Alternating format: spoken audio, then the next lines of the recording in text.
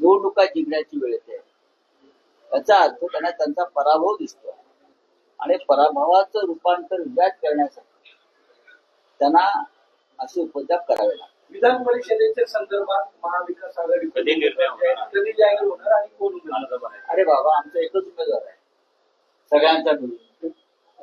इतर लोकांनी याद्या जाहीर केल्या ठीक आहे, आमचा एक उमेदवार आहे. उद्या अर्ज भरायचा आहे.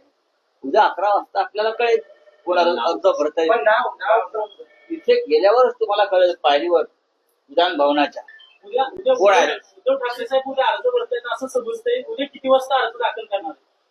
उद्या मी काय म्हणतोय तुम्हाला की उद्या विधिमंडळाच्या पायरीवर उमेदवार तुम्हाला पायऱ्या चढताना दिसले की तुम्ही त्यांचं नाव ब्रेकिंग न्यूज मध्ये द्या. राऊत साहेबांची इच्छा काय? राऊत साहेबांची इच्छा काय? राऊत साहेबांच्या इच्छा उद्धव साहेबांनी उद्या अर्ज भरावा. आमची इच्छा का नसावी? म्हणजे भरणार आहे. आमची इच्छा का नसावी? मी पहिला माणूस आहे सांगणार आहे की त्याने विधिमंडळात पुन्हा जायला पाहिजे. त्यानंतर काँग्रेसचे प्रांताध्यक्ष हर्षवर्धन पाटील असतील, सुप्रिया सुळे असतील, या सगळ्या प्रमुख नेत्यांनी त्यांना ही विनंती केलेली आहे.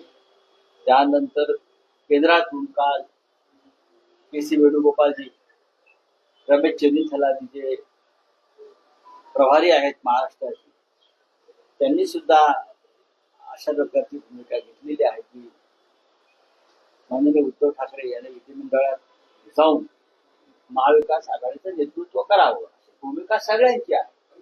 तर त्याच्यावर आज आम्ही पाहू.